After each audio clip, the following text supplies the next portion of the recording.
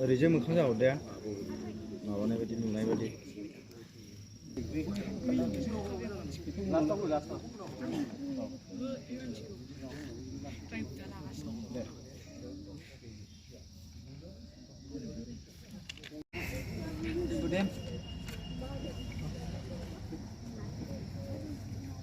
Next, Musuka Bosumotari, Kazolgaon.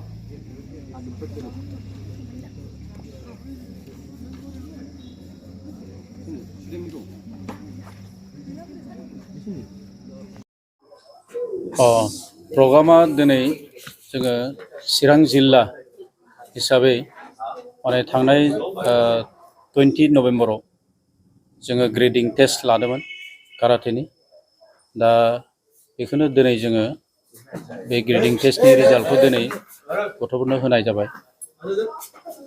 White belt yellow belt green belt arrange belt brown belt बिदि दिनै होनाय जाबाय आरो लोगोसे जोङो बिदिनो रिटेन टेस्टबो लानाय जादोंमोन रिटेन टेस्टनि बे रिजाल्टखौबो दिनै होनाय जाबाय दा जोङो अल आसामाव बेबादि रिटेन टेस्ट जाफेरा काराटेआव होमबाबो जोङो दिनै चिरां जिल्ला हिसाबै जोङो बे जिनिसखौ जोङो थांनाय जुन जुलाइ मासनिफ्राय जोङो स्टार्ट खालामदों रिटेन टेस्ट लानायखौ जोङो सानदों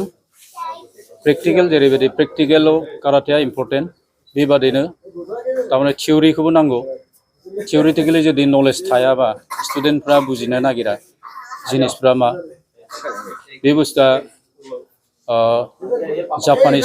जापानिसजोंसो माबानाय जायो नालाय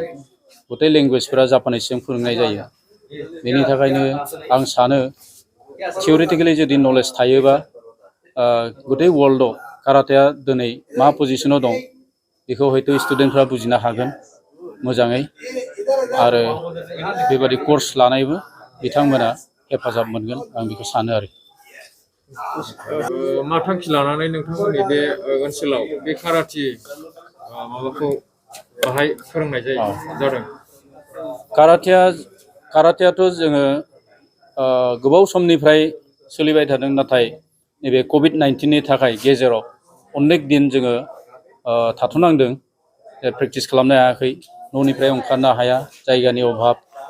बेनि थाखायनो जोङो थाथ'नांगौ जादों नाथाय जोङो जै कभिड-19आ एसे रिलेक्स जाबाय बे समनिफ्राय जोङो स्टार्ट खालामफिनबाय आरो दा रेगुलार जोङो प्रेक्टिसखौ होबाय थादों गथ'फोरनो आरो चिरां जिल्ला हिसाबै जोङो स्ट्रं मोनसे पजिशनाव मोजां मोनसे टेलेन्ट गथ'फोरनि गेजेराव दिहुननो थाखाय जोङो बेखौ नाजाबाय थादों आरो जोङो दा चिरां जिल्ला हिसाबै बल्लामगुरि ओरै थाइखाजरा बेंटल गसाइगामि आरो RCC क्लाब सातिपुर आरो नैबे दा बिवेकानन्द स्कुलाव जोङो बे माबाखौ जोङो ट्रेनिंखौ होगासिनो दं गथ'फोरनि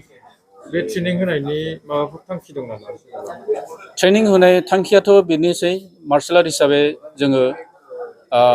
गावनि देहानि थाखाय मेन्टेलि फिटनि थाखाय बेनि थाखाय नांगौ आरो लोगोसे सेल्फ डिफेन्स जेनोखि जोङो जोंनि हिन्जावसाफ्रा गोबां बिदिनो जाथायाव गोग्लैनायखौ जोङो नुनो मोनो बेनिफ्राय बोरैहाय हिन्जावसाफ्रा गावखौनो सेफ खालामनो रैखाथि खालामनो हायो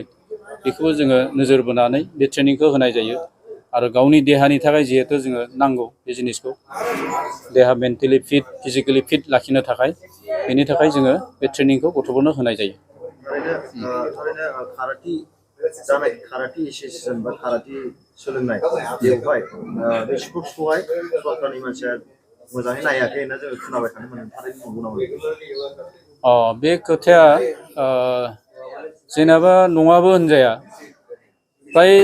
जोंनि बिटिआर बा अल आसामावनो फुटबल बा भलिबलखौ बांसिन इम्पर्टेन्ट होनायखौ जों नुनो मोनो खिन्थु काराटे बा उसु बा बक्सिं बेबादि खेलाफोरखौ बाराद्राय माने इम्पर्टेन्ट होयैखौ जोङो नुनो मोनदों हयथ' बिनि थाखायनो बे खोथाफोरा ओंखारदों जोंबो फिल खालामदों जे फुटबलनि सायावल' बांसिन सरकारा थारमाने गभर्नमेन्टआ गुरुत्त होबाय थादों खिन्थु नैबे इन्डिभिजुवेल जिथु गेम उसुआनो हक बक्सिंआनो हक काराटेआनो हक इन्डिभिजुवेल गेमाव थारमाने थाबैनो माने दावखोनो हायो प्लेयारा जेनेबा जोङो दा डिस्ट्रिक्टआव देरहाबाथाय जोङो स्टेटआव गेलेहोनो होयो बेनिफ्राय स्टेट देरहाबाथाय जोङो नेसनेलनिफ्राय इन्टारनेसनेल माने मोनब्रैसोल' स्टेप जोङो बारनांगौ आरोखि इन्टारनेसनेल प्लेयार जानांगौबा बे हिसाबै नैबे इन्डिभिजुवेल गेमफ्राबो बहुत इम्परटेन्ट आरो दा सरकारा बेयावबो एसे गुरुत्त' होनांगौ आं बेखौ सानो आरो